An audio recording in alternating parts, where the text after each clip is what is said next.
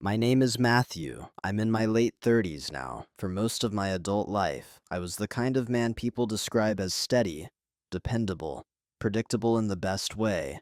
I built systems, schedules, and habits. I paid bills early. I showed up on time. I didn't raise my voice. I didn't make scenes. If you passed me on the street, you probably wouldn't remember me 5 minutes later. That's not self-pity. It's accuracy. I've always been easy to overlook. Even the people closest to me would say I was calm, reasonable, and low maintenance. The kind of man you assume will always be there because he always has been. And that assumption, that quiet reliability equals permanence, is where this story begins. This is not a story about rage. It's not about revenge, exposure, or winning some dramatic showdown. It's about something slower and harder to see. It's about how I treated my marriage like something guaranteed, until it was gone overnight, and how I assumed she would always stay, and built my life on that arrogance. For a long time, I thought silence was strength. I thought endurance was love. I believed that if I just stayed consistent, patient, and useful, everything would balance out on its own. I didn't think of myself as weak. I thought of myself as evolved, above conflict, above ego. What I didn't understand, what I'll be honest about here, is how invisibility grows when it's rewarded. How being the safe one slowly turns into being the background, and how the absence of conflict can hide the absence of respect. This story unfolds quietly. There's no single explosion, no villain monologue, no moment where someone throws a glass against a wall. Instead, there are small shifts, casual dismissals, unanswered questions, roles that get assigned without discussion, and one day, a realization that arrives fully formed, without drama. Something fundamental has already ended. What follows is the emotional journey of noticing too late, then choosing not to react loudly. It's about restraint turning into clarity, about silence becoming intentional, about preparation that looks like nothing from the outside, and about consequences that arrive not as punishment, but as physics. I'm not telling this story to make myself look heroic. I made real mistakes. I confused being needed with being valued. I outsourced my boundaries to hope, and for a long time, I benefited from avoiding hard truths. But I'm also not telling this to shame anyone else. This isn't an attack on marriage, or on women, or on love. It's a documentary-style account of how emotional dynamics actually shift when one person stops assuming and starts seeing. If you're listening to this, maybe you recognize pieces of yourself already. Maybe you've been the reliable one, the calm one, the one people lean on without checking whether you're still standing straight. So before we go any further, I want to ask you, gently, honestly, have you ever mistaken silence for stability in a relationship? To understand how everything unraveled, you have to understand who I was to other people, not who I thought I was. At work, I was the guy you went to when something quietly went wrong. Not emergencies, not crises that needed shouting. The slow problems. The ones hiding in spreadsheets, timelines, and overlooked details. I didn't advertise solutions. I just fixed things before they became visible. That made me valuable, but not memorable. People remembered the outcome, not the person who made it happen. In social settings, I was agreeable, not a doormat, but adaptable.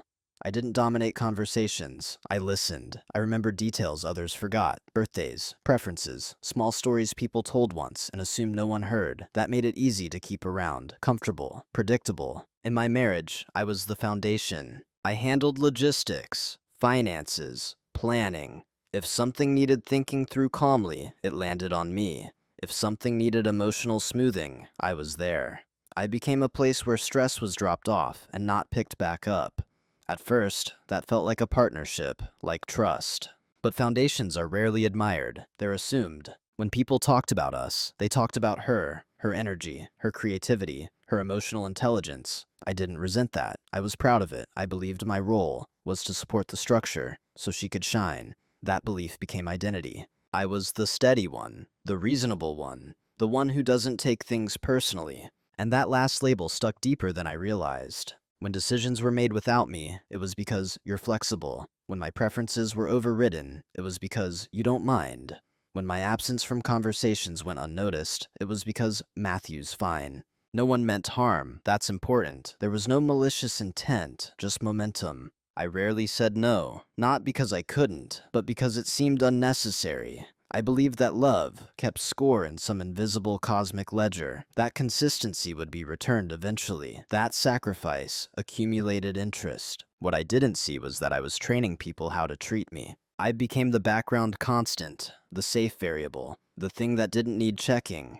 And the more dependable I was, the less visible I became. There's a strange loneliness that comes with being trusted completely, but consulted rarely. You're not excluded, you're bypassed. Decisions just happen around you. At first, I thought that meant maturity, emotional security. I told myself that wanting recognition was ego, that needing reassurance was a weakness. I congratulated myself for being above it. But here's the truth I didn't want to admit. I liked being needed more than being known. Being needed gave me a role, a function, a reason to exist in the system. Being known required vulnerability and the possibility that what was known might be inconvenient. So I stayed useful, quietly indispensable, easily replaceable, but no one noticed yet.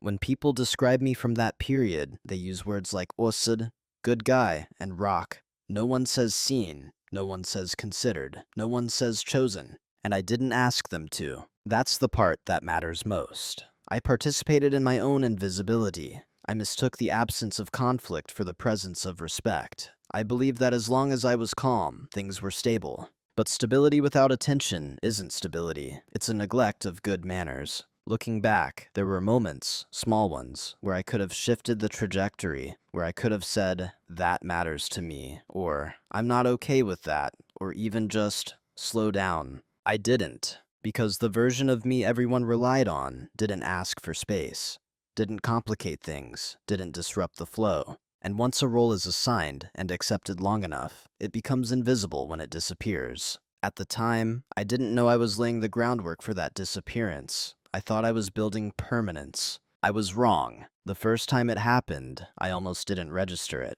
That's the thing about small cuts. They don't announce themselves. There's no pain sharp enough to demand attention. Just a slight sting, easy to dismiss, easier to rationalize. We were having dinner with friends. Nothing special. A weeknight, casual conversation, plates half finished. Someone asked a question about a decision we'd made together. Something logistical, unimportant in the grand scheme. I started to answer, out of habit more than urgency. She cut in. Not aggressively, not rudely, just smoothly, like my sentence was an optional draft she was improving. She explained the decision differently than I would have. Not wrong, just as if I wasn't there, as if my version didn't matter enough to complete. No one noticed, or if they did, they didn't react. The conversation moved on. Laughter followed. Glasses clinked. I smiled, nodded, let it pass. That moment lasted maybe 3 seconds. It would have been easy to forget, and for a while, I did. But something lodged itself in my chest. Not anger, not jealousy, confusion, a quiet sense of being edited out of my own life. Later that night, I replayed it, not obsessively, just enough to ask myself a question I'd never asked before. Was that new? I told myself it was nothing. She was tired, excited, trying to be helpful. I reminded myself of all the times I'd let conversations flow without asserting control. I prided myself on not needing the spotlight.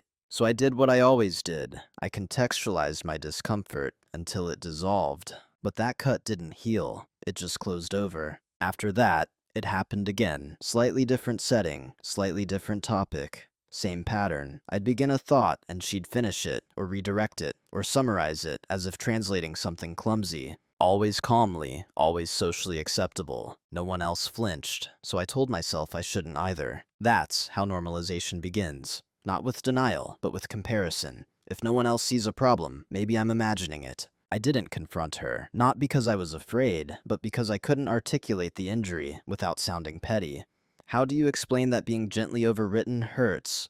That being consistently interrupted reshapes something inside you? So I stayed quiet, observant. And in that silence, something else became clear. These moments only happened to me. Not to others, not to friends, not to colleagues, just me. I started noticing patterns. Who was deferred to, whose opinions were expanded on, whose words were paraphrased instead of quoted. And I noticed how often my contributions were treated as raw material rather than finished thoughts. Still, I did nothing. Because acknowledging the cut would require acknowledging that the dynamic had shifted, and that would mean admitting that the marriage I thought was stable was changing shape without my consent. It's easier to ignore a small wound than to reevaluate an entire structure, so I adapted. I spoke less. I chose words more carefully. I waited for openings instead of creating them. And every time I did, the space I occupied got a little smaller. That first cut didn't hurt because it was cruel. It hurt because it revealed something I wasn't ready to see.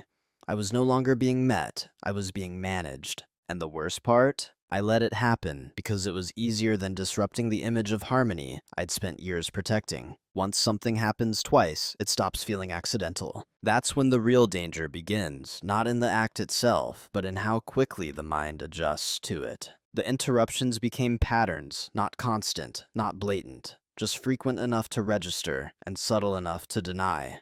A sentence redirected here, a decision reframed there.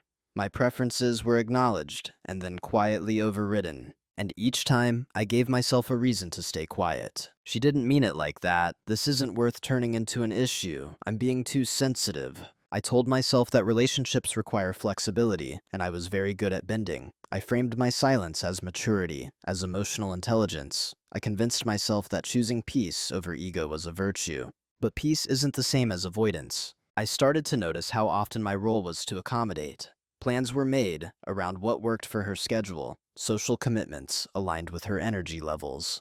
When conflicts arose, small ones, everyday ones, I was the one expected to de-escalate.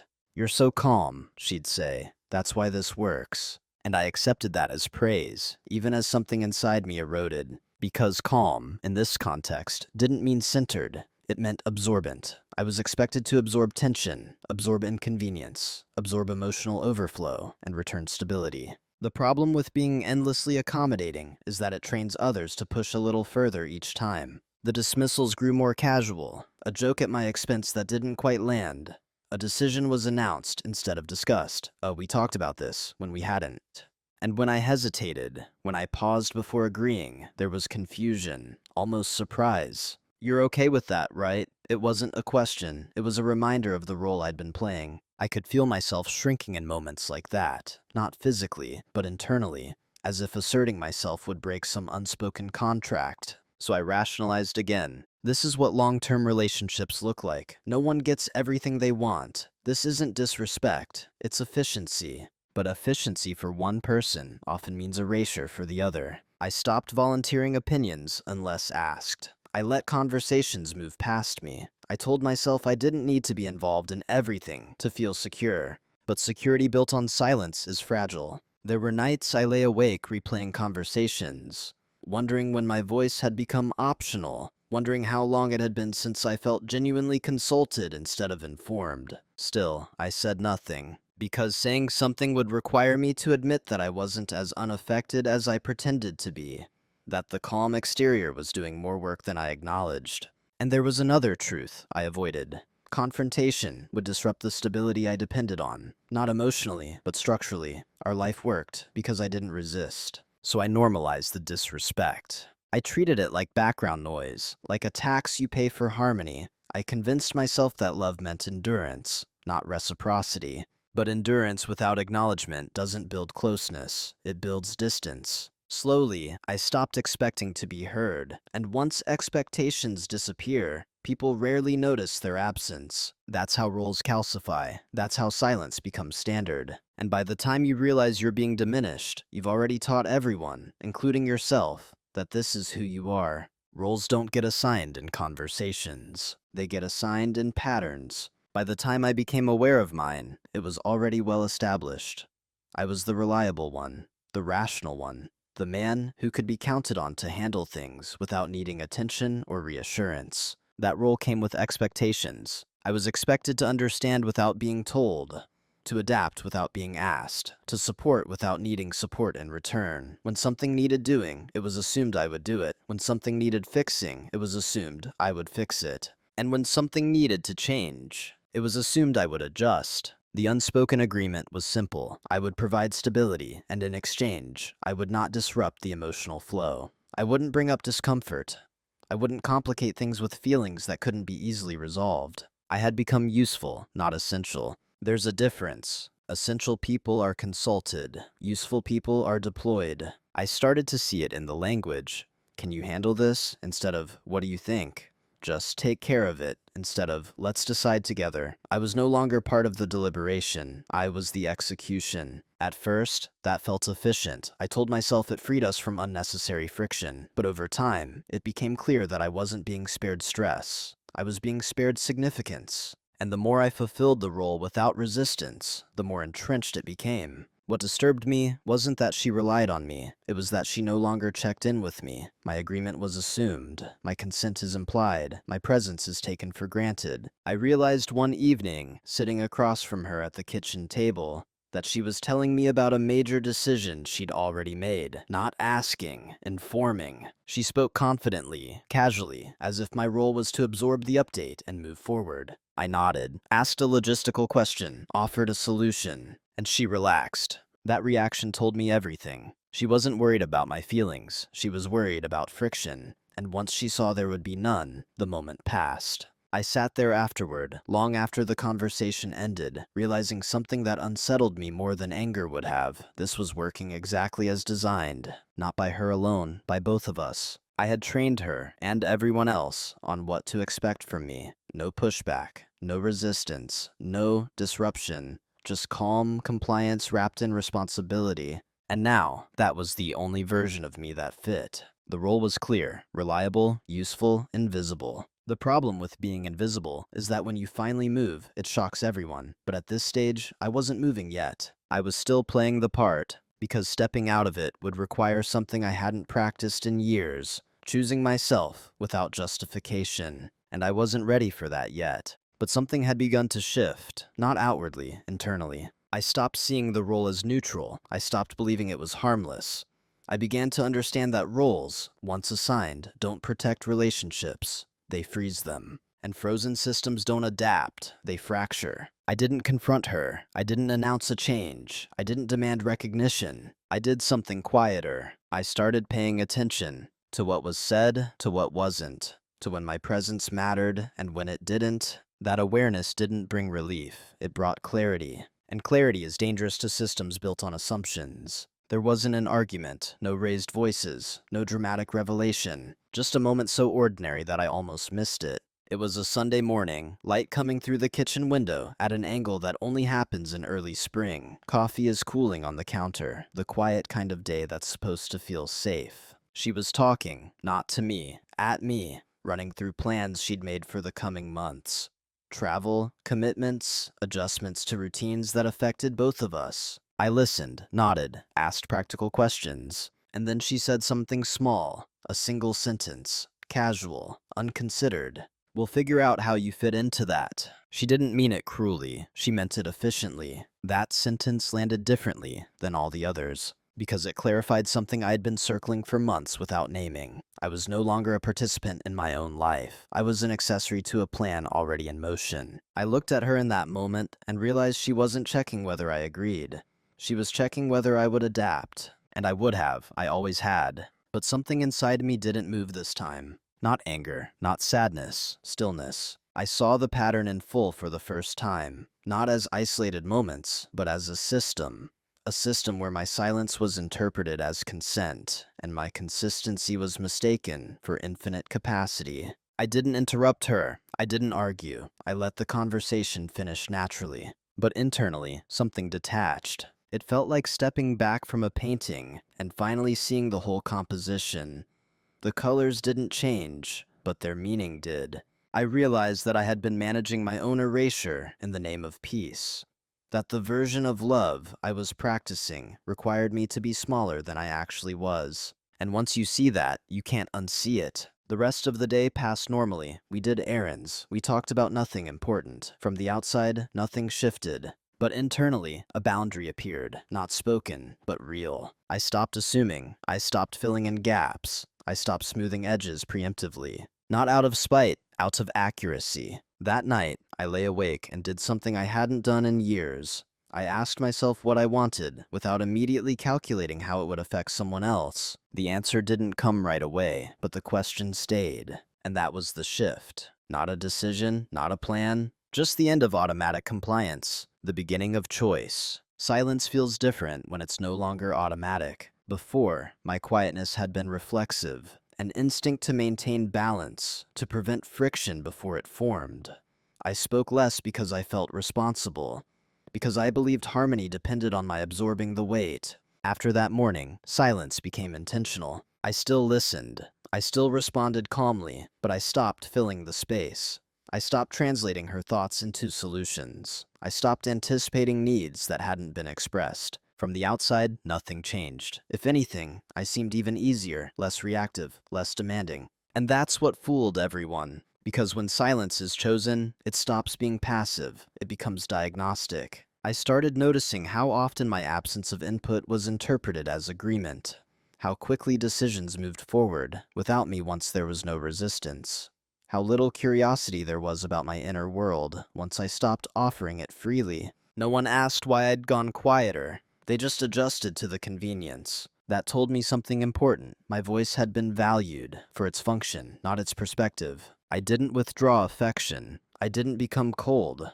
I stayed present, but differently. I watched. I documented mentally. I observed patterns in the way I would at work when something subtle was failing. What I noticed wasn't cruelty, it was an assumption. Assumption that I would adapt. Assumption that I would be fine. Assumption that stability was guaranteed. That assumption gave me room. I began using my silence to think, not endure. I revisited old conversations with new clarity. I looked at how often compromise flowed in one direction. How often we really meant you. How often my calm had been used as proof that everything was okay. And I asked myself a hard question. If I stopped performing this role, what would actually remain? The answer wasn't comforting, but it was honest. I also noticed something else, something unexpected. The less I intervened, the more visible the imbalance became. Without my quiet corrections, things didn't run as smoothly. Small cracks appeared. Not catastrophes. Friction, misalignment, stress that used to disappear because I absorbed it. And still, no one connected that to me. They just felt vaguely unsettled. That was the moment I understood the power I'd been carrying unconsciously. Not dominance, not control. Stability. And stability, once removed, reveals the truth of a system. I didn't announce a change. I didn't demand attention. I let reality speak for itself. Silence, used this way, isn't weakness. It's restraint. It's refusing to intervene, so the truth can surface. And the truth was this. The life we were living required me to be invisible to function. That's not partnership. That's infrastructure. I didn't know yet what I would do with that knowledge, but I knew one thing with certainty. I would never again confuse being quiet with being powerless. While everything on the surface stayed the same, something underneath began to move. Quietly, methodically. This is the part people misunderstand when they hear stories like this. They imagine preparation as scheming, as plotting, as something fueled by resentment. It wasn't. What I was doing felt closer to accounting than revenge. Inventory, assessment, clarity. I started paying attention to facts instead of feelings. Not in a cold way, but in an honest one. I looked at how money moved. Not just income and expenses, but responsibility. Who planned? Who decided? Who assumed continuity without checking consent? I noticed how often I'd been the stabilizing force in moments no one remembered because they never escalated. I began documenting, not because I planned to use anything against anyone, but because I needed to see patterns clearly without memory softening them. Dates, conversations, decisions made unilaterally, moments where I'd been informed rather than included. Nothing dramatic, but consistency is louder than drama. I also started investing in myself in ways that didn't announce themselves. I refreshed professional certifications I'd let lapse because things were stable. I reconnected quietly with contacts I hadn't needed in years. I updated documents I'd assumed wouldn't be relevant anytime soon. Not because I planned to leave, because I stopped assuming I wouldn't have to. That distinction matters. People think preparedness means disloyalty. It doesn't. It means realism. And realism, I'd learned, had been missing from my marriage for a long time. What no one noticed, what she didn't notice, what friends didn't notice, was how much of my energy had been going into maintenance, emotional buffering, logistical smoothing, future-proofing. When I redirected even a fraction of that inward, things changed fast. I slept better, thought clearer, felt solid, not hopeful, not optimistic, grounded. I also stopped explaining myself. When plans were made without me, I didn't rush to adapt. I asked neutral questions. Sometimes I simply said, "I'll think about that," and meant it. That phrase alone created micro pauses in a system used to my immediate compliance. No one challenged it, they just looked momentarily confused. That confusion told me everything. It meant my predictability had been doing a lot of invisible work. I wasn't angry, I wasn't vindictive. I was precise, and precision is unsettling to people who rely on assumptions. I also started preparing emotionally, not by detaching, but by strengthening. I let go of the idea that being chosen meant being kept. I stopped equating longevity with security. The hardest realization was this: if I disappeared tomorrow, the system would wobble, but it would adapt. And so would she. That didn't make me bitter. It made me honest. What they never noticed wasn't that I was pulling away. It was that I had finally stopped holding everything together by default. And once you stop doing that, the future stops being hypothetical. It becomes a set of options. Clear, real, waiting. The reveal didn't come from a confession or a confrontation. It came from alignment. One evening, long after the house had gone quiet, I sat at the dining table with my notebook open, not to write, but to look. Pages of observations, timelines, financial outlines, notes I'd taken without knowing exactly what they would amount to. And for the first time, I saw it clearly. The leverage wasn't a secret. It wasn't hidden wrongdoing or some dramatic betrayal. It was something far less theatrical and far more decisive. I was the axis. Emotionally, logistically, financially, I had been the stabilizing force. Not in a way that made me indispensable forever, but in a way that meant I understood the structure better than anyone else. I knew how things actually worked. I knew which systems depended on my quiet intervention. I knew which assumptions were being made without verification. And most importantly, I knew what would happen if I simply stopped compensating. That realization didn't bring satisfaction, it brought stillness. Because leverage, when seen clearly, isn't exciting. It's sobering. It removes fantasy. It replaces hope with math. I wasn't trapped. I wasn't powerless. I had just been choosing not to see.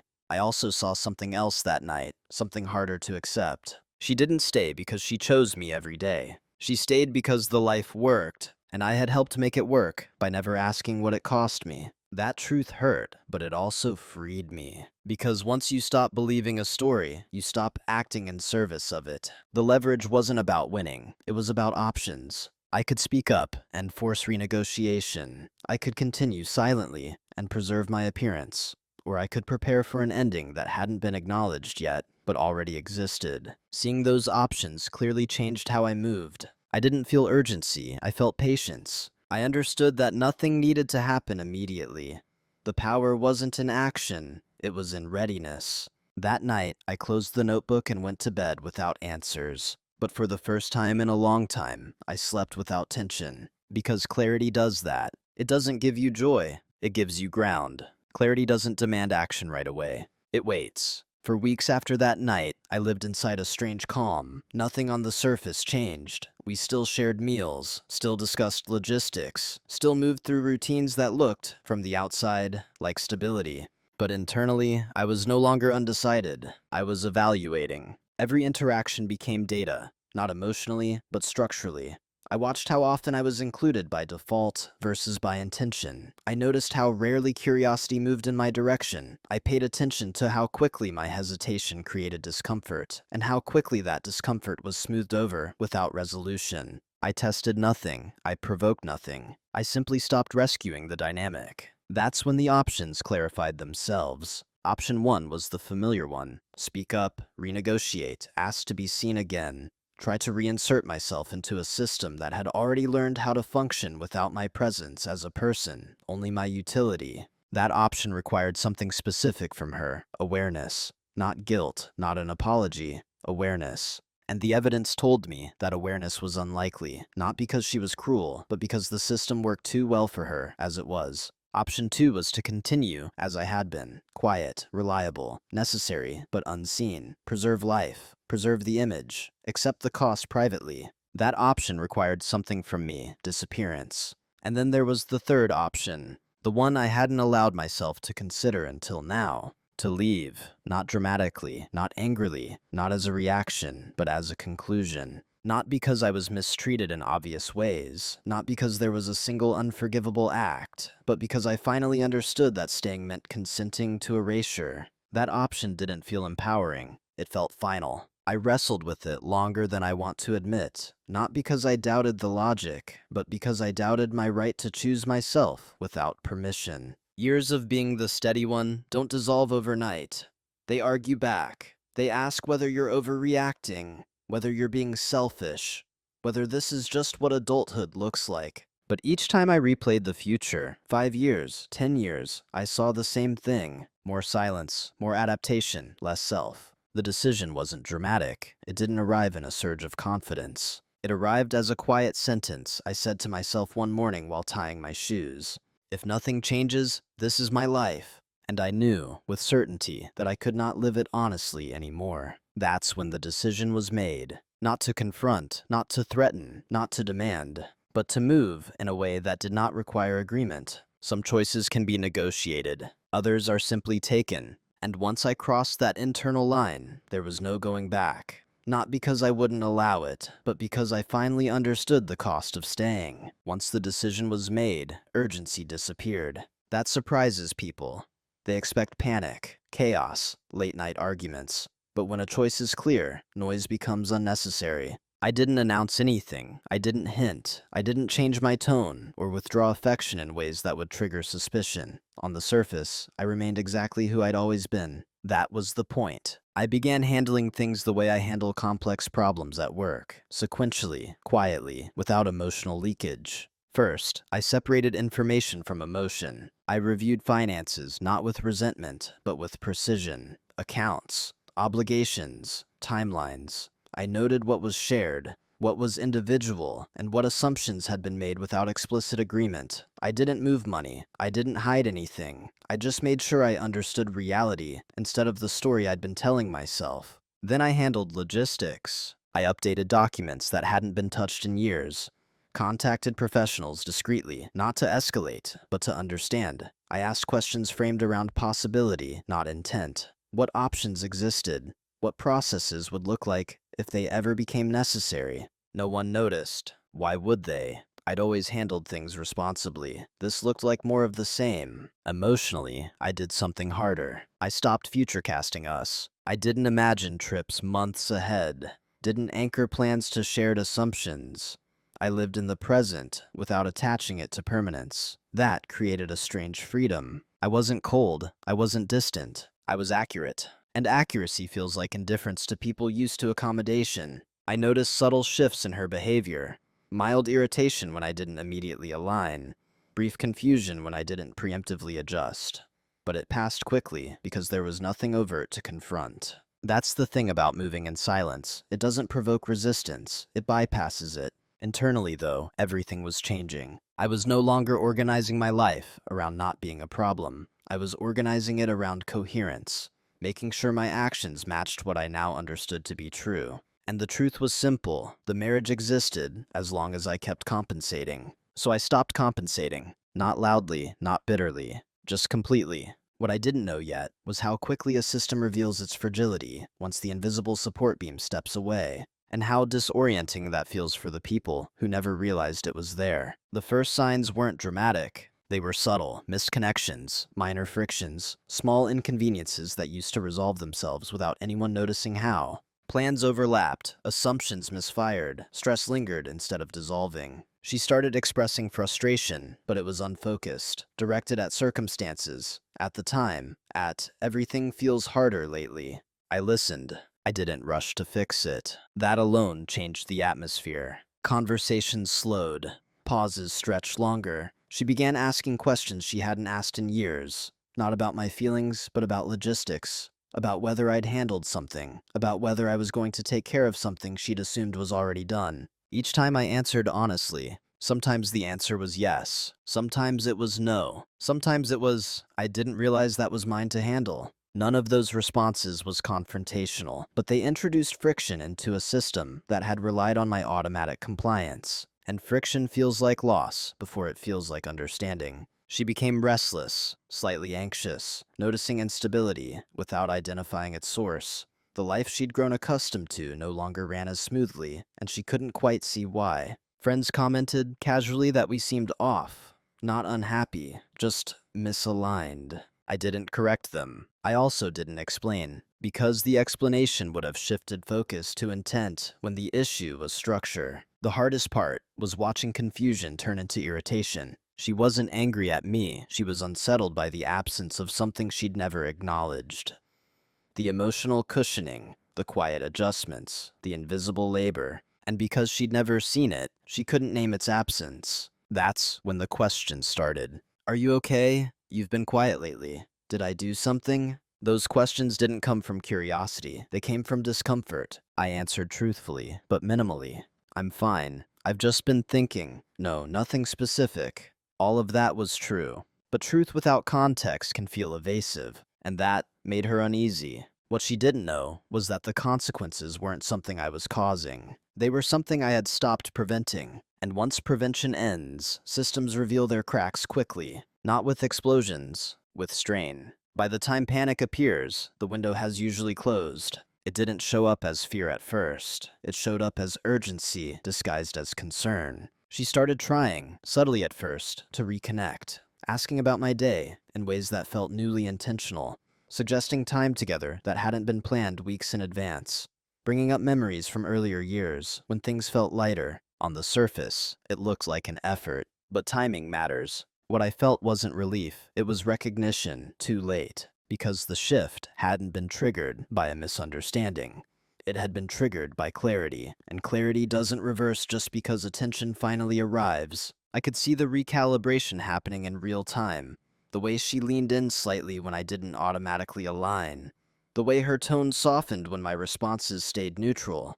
The way she seemed to sense, without naming it, that something essential was no longer guaranteed. But what she was responding to wasn't me. It was instability. That's a painful distinction to make. Because when effort comes only after consequences appear, it doesn't feel like a choice. It feels like preservation. She asked one evening, carefully, "Do you still want this?" It wasn't an invitation, it was a test. And for the first time, I didn't rush to reassure. I paused, long enough for the silence to register. "I want honesty," I said, "and alignment." She nodded quickly, too quickly. "We can work on that," she said. "But working on something requires acknowledging that it exists." And we weren't there. What she wanted was restoration. A return to the version of me who absorbed, adapted, stabilized. What I needed was recognition of who I was, not what I provided. Those two needs no longer overlapped. The hardest part wasn't the tension. It was the grief of realizing that the moment where repair might have worked had passed quietly, without anyone noticing.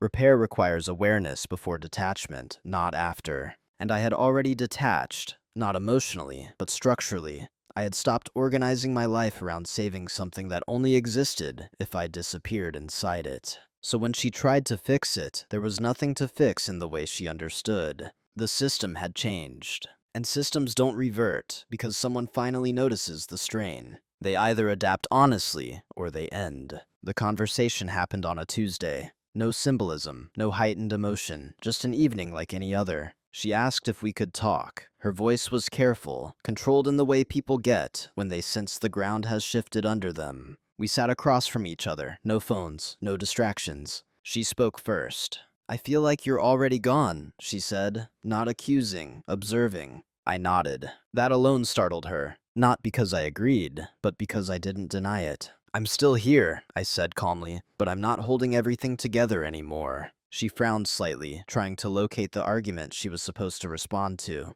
"What does that mean?" she asked. "It means I stopped assuming we were aligned," I said, "and started paying attention to whether we actually were." There was no anger in my voice, no list of grievances, no emotional surge. That made it harder for her. She asked when this started. I told her the truth, not a date, but a pattern, not a moment, but a realization. She wanted specifics, incidents, proof. I didn't give them, because this wasn't about blame, it was about structure. "I didn't feel chosen," I said simply. "I felt used for stability." She reacted, not defensively but with disbelief. "That was never my intention."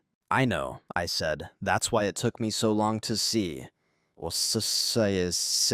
Silence followed, heavy, but not hostile. She asked if this could be fixed. That was the question she'd been holding back. I answered honestly, only if we both acknowledge that what we had depended on me being smaller than I am. She didn't respond right away, because that wasn't something she could accept without losing the life she'd been living. I didn't ask for an apology. I didn't demand change. I didn't issue ultimatums. I told her what I was no longer willing to be, and in doing so, I made the outcome inevitable. The conversation ended quietly, no shouting, no tears, just two people realizing they no longer occupied the same future. When it was over, I felt something unexpected, not relief, finality. After the conversation, there was no dramatic fallout. No slammed doors, no frantic phone calls, no late-night attempts to renegotiate the past. What followed was something far quieter and far more revealing. Life didn't collapse, it simplified. The days that came after felt stripped down, almost clinical. Paperwork, logistics, conversations that were polite, contained, and emotionally restrained. Two adults moving through the practical consequences of a truth that had already been accepted internally, even if it hadn't been spoken out loud for years. That alone told me I'd made the right decision, because when a relationship ends, and the primary emotion is clarity, not chaos, it means the ending happened long before the words. What I felt first wasn't freedom, it was alignment. For the first time in a long time, my internal state matched my external life. There was no longer a gap between who I was pretending to be and who I actually was. No more emotional bookkeeping. No more quiet resentment disguised as patience. I didn't wake up lighter. I woke up honest. Grief came later, but it was clean grief. The kind that doesn't rot inside you. I mourned the version of the future I'd assumed was inevitable. The years I'd invested under the belief that consistency alone could sustain intimacy. The part of myself that thought endurance was the same as devotion. But I didn't regret my decision. That's an important distinction, because regret feels like wanting to go back. And I never wanted to go back. What surprised me most was how my body responded. My shoulders relaxed without effort. My sleep deepened. The constant low-level tension I'd normalized for years simply vanished. Not replaced by happiness, replaced by quiet. The kind of quiet that isn't empty but spacious. I started noticing how much of my identity had been shaped around being the one who holds things together. How often my self-worth had been tied to being needed, relied upon, and deferred to only when something went wrong. Without that role, I had to answer a new question. Who am I when I'm not stabilizing someone else's life? At first, the answer was uncomfortable. I realized how rarely I'd asked myself what I wanted without immediately filtering it through practicality or impact. How often I'd delayed my own desires because they weren't urgent, or because someone else's needs felt louder. So I slowed down. I didn't rush to redefine myself. I didn't reinvent my life. I didn't fill the space with distractions or new attachments. I let the space exist. And in that space, something important happened. My sense of self stopped being reactive. I wasn't responding to tension anymore. I wasn't managing anyone else's emotional state. I wasn't preemptively adjusting to avoid friction. That absence of constant calibration changed how I moved through the world. At work, I noticed I spoke less, but with more precision. I no longer volunteered to absorb problems by default. I asked better questions. I let responsibility land where it belonged, instead of intercepting it out of habit. Some people appreciated that, some didn't. And for the first time, that distinction didn't threaten me. In relationships, friendships, family, new connections, I became more selective, not colder, clearer. I stopped offering access before trust, stopped overfunctioning to earn closeness, stopped mistaking availability for intimacy. People experience me differently now. Some said I seemed more grounded, others said I felt distant, a few drifted away entirely. That didn't hurt the way it once would have, because I finally understood something fundamental. Not everyone benefits when you stop disappearing, and that's not your problem to solve. The biggest shift, though, was internal. I no longer confuse silence with virtue. When I'm quiet now, it's because I'm choosing not to speak, not because I'm afraid of being inconvenient. When I disagree, I don't soften it into invisibility. When something matters to me, I say so early, calmly, without apology or escalation. That doesn't make me louder. It makes me legible. And being legible filters your life in ways you can't fully anticipate. The version of me who stayed too long wasn't weak. He was loyal, without boundaries. He believed love meant minimizing himself for the sake of stability. He thought being indispensable required being unobtrusive. I don't judge that version of myself. He did what he knew how to do, but I don't live there anymore. Now, I understand that true stability doesn't come from one person compensating endlessly. It comes from mutual awareness, from shared responsibility, from both people being fully present, not one person holding the weight while the other moves freely. I also understand that being chosen isn't something that happens once. It's something that's demonstrated continuously. And if you're only chosen when you're convenient, when you're easy, when you're silent, then you're not being chosen at all. You're being used for continuity. I don't carry bitterness. That's important. Bitterness keeps you tied to the very thing you claim to have left. It's just an attachment in a different costume. What I carry instead is discernment. I know what it feels like to be slowly erased. I know what it costs to stay quiet for too long. And I know now that peace built on self-erasure is not peace. It's postponement. Who I am now isn't dramatic. I don't dominate rooms. I don't have confidence. I don't need to prove that I've changed. I move deliberately. I speak when it matters. I walk away when alignment is absent. That's not power over others. That's power over self-abandonment. And once you have that, you never mistake endurance for love again. There's a temptation, at the end of stories like this, to extract a clean rule, something sharp, something quotable, something that turns lived experience into a warning label. But real endings don't resolve that neatly. What stayed with me wasn't a lesson about marriage, or women, or commitment. It was a realization about assumptions, and how quietly destructive they are when left unexamined. I assumed love was cumulative. I assumed consistency guaranteed security. I assumed that if I stayed calm, useful, and reliable, the relationship would naturally protect itself. That was my arrogance. Not the loud kind, the quiet kind. The kind that believes not being challenged means being valued. The kind that mistakes endurance for depth.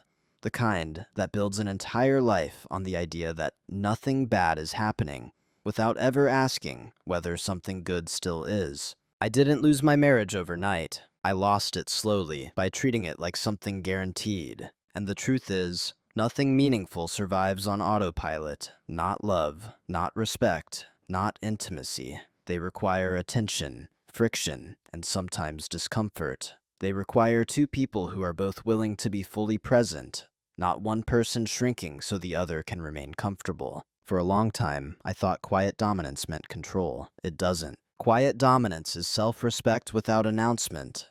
It's restraint without resentment.